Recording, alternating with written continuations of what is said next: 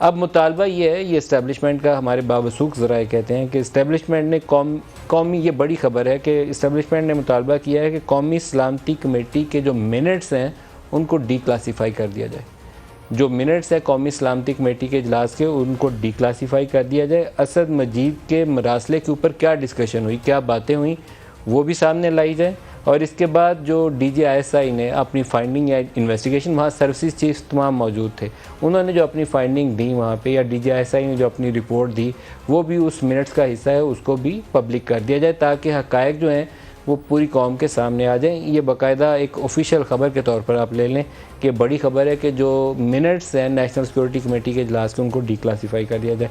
या शहबाज शरीफ दोबारा national security committee का इजलास अगर बुलाते हैं तो वो सेम सारी चीज़ें वो as it is A to Z ditto copy उसकी उस मीटिंग में सबमिट कर देंगे, तो उसको वो पार्लिमान में ले जाएँ और पार्लिमान उसको पब्लिक कर दे। दूसरे हिस्से पे आ जाते हैं, जो स्पेशल कैबिनेट मीटिंग 30 मार्च की, जिसके मैंने मिनट्स पढ़े, जो मैंने बताया हमारे नुमाइंदे शकील अहमद वो लेकर आए हैं। उसके मुताबिक बार बार इस तशवीश का इजहार होता है कि यूक्रेन और रूस वाली पॉलिसी इमरान की पॉलिसी थी, पाकिस्तानी रियासत की पॉलिसी नहीं थी।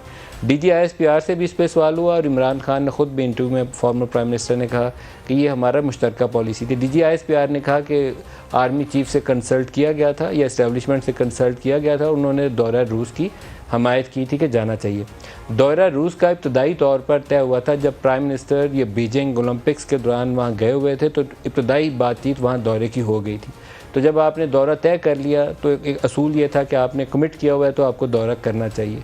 उसके बाद जब रूस का यूक्रेन पे हमला होता है, वो उस वक्त पिक्चर में नहीं था।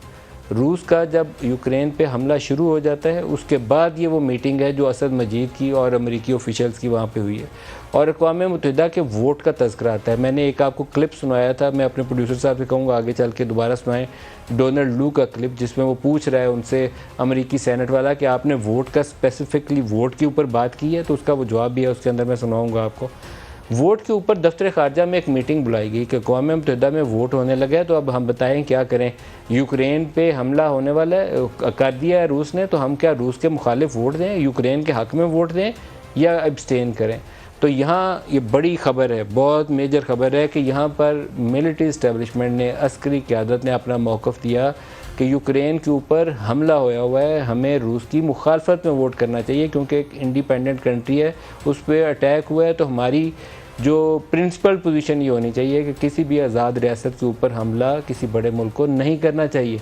और वैसे भी यूक्रेन से हम हथियार लेते हैं, यूक्रेन हमारा अल खालिद टैंक का जो मेन कंपोनेंट्स हैं वो हमने यूक्रेन से ख़रीदे हुए हैं, उसका इंजन भी हमने यूक्रेन से ख़रीदा हुआ है। रूस से हमने कुछ ये जो मिज़ाइल होते हैं ना, सरफेस टू एयर मिज़ाइल और कुछ दूसरी चीज़ें, वो लेने के लिए पेमेंट की हुई है, आज तक उन्होंने हमें सप्लाई नहीं की, रोकी हुई है, पेमेंट के बावजूद सप्लाई रोकी हुई है। तो हमारे ताल्लुकात as compared to Russia Ukraine से ज़्यादा अच्छे हैं।